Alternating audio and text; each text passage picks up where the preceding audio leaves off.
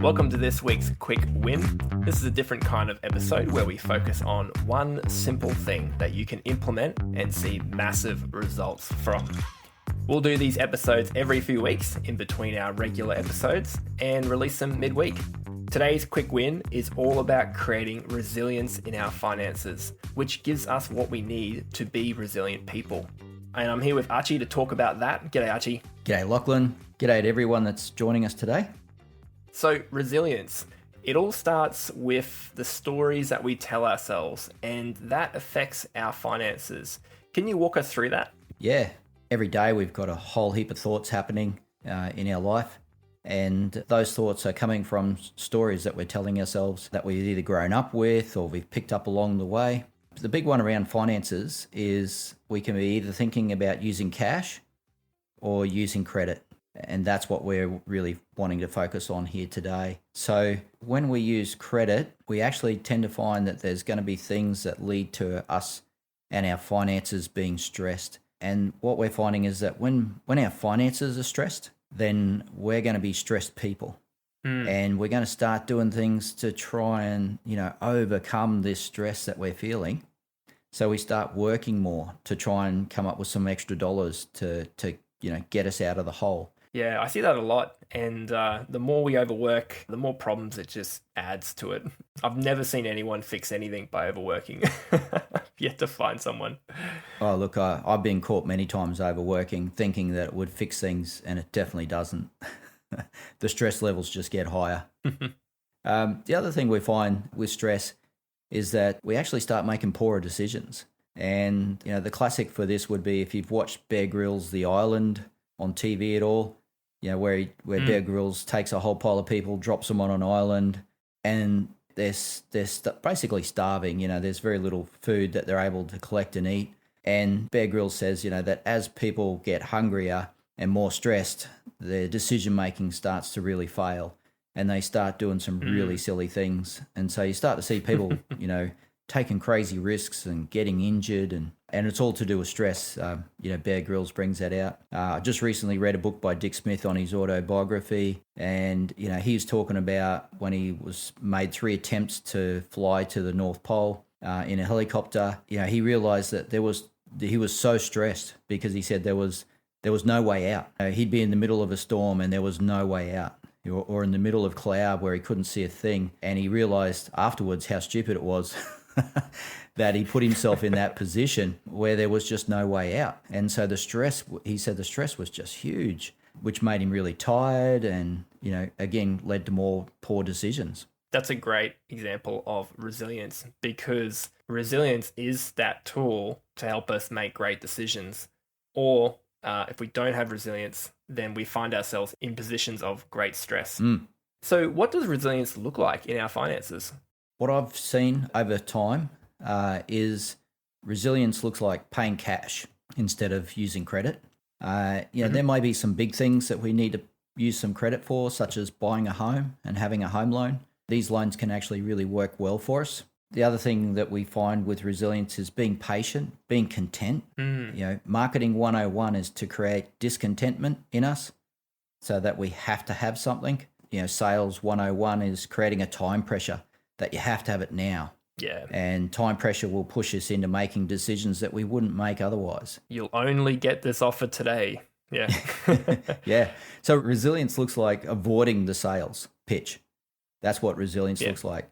Someone tries to put the pressure on you, you just walk away because you don't need the time pressure. And keep your contentment, because that's what they're trying to take away from you is your contentment. So, keep your contentment, walk away. Like the classic would be sometimes we've got to change the way we do things. So if we go window shopping and then we find ourselves always spending money that we didn't intend to spend, maybe we just need to stop going window shopping, Or if we go to the club for a cheap meal, and then we find that we then play the pokies and lose money, then the cheap meal's not cheap. So go to a restaurant. We've just got to change some things sometimes. And that's what resilience actually looks like. Being able to change those things. Yeah. Being able to get help to even change is a big part of resilience. We don't have to do it on our own. So building resilience looks like actually noticing those stories that we're telling ourselves or that we're being told, and taking steps to overcome those where we need to and make those changes. Yeah. But not everything in our life we can control, right? No, that's right. We need to realize that we're not actually in control of everything. And often the case of when we're stressed is we're actually thinking we're in control. Stress will do that to us. We'll actually start thinking that we're actually in control, and what we're actually doing is lying to ourselves. So sometimes the best thing we can actually say to ourselves is, hey, I'm not in control. I'm going to get some help. I don't need to do this on my own. Because in that case, we're often just one decision away that could potentially be disastrous, at least from what I've seen. When people are under stress, they think they're in control. They're overworking, trying to control things. And then it just takes one thing to knock them out. Yep. Yeah. Look, I'll just give you an example here because it can be so simple. Say we're saving $10,000 a year, and we're pretty happy with our situation because we can see those savings growing, and we've got some goals in place. We might be saving up for a potential holiday, or it could be for getting married, or there's lots of different things that we're going to have happening in our life. But all of a sudden, circumstances change, and now we're actually going behind by $10,000 a year. So we're not saving anymore. We're actually going behind by $10,000 a year. So our circumstances have changed by $20,000. And quite often we're going to be presented with the opportunity to borrow to overcome that change that's taken place. And so we might borrow $10,000 by using buy now, pay later or something else to make up that $10,000 that's missing. But we haven't actually taken into account there's actually $20,000 missing. And now that we've borrowed to overcome the shortage, we've now got to repay that borrowing. And now it could take us 10 years to actually get back to where we were. Yeah. Just from that one decision to use debt or credit to overcome our situation. And so when we look at resilience, we're encouraging people to be able to change. It's really good if your circumstances change like this has, then you have that ability to actually change the way your finances are structured and get back to the $10,000 savings as quick as possible, because that's where your freedom is, that's where your joy is. And the sooner you get back there, the sooner you'll see things work out really well. That's a great example. And in that, we build the confidence, we build the resilience, and that leads to more opportunities, more freedom, and more joy. But when we take the debt path, it just adds to our stress. It just erodes our resilience, our confidence, and that leads to more problems, which is why we're saying, we see this as a bit of a spiral. It usually starts with something, a decision, like you said, it's presented before us, two paths. And this is why we need resilience, because these things are going to happen. We're going to have these decisions. And so, how we choose and respond to those matter. Yeah. So how would you summarize today's quick win? Build resilience into your finances as soon as you can, because life is going to happen, and you want to have that resilience ready. Yeah, I love that. Easier said than done.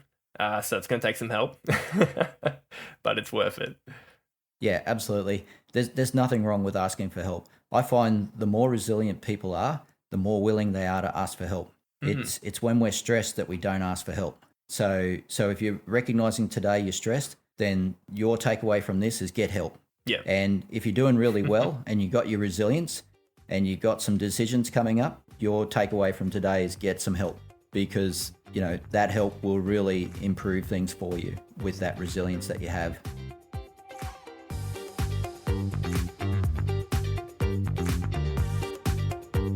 Hey, thanks for listening to today's quick win. We hope you enjoyed it. And remember that this is not personal financial advice, just general in nature and for education purposes only. Hey, don't forget our Q&A episode is coming up, so send us your questions. The email is in the show notes. We'll see you next week. Bye.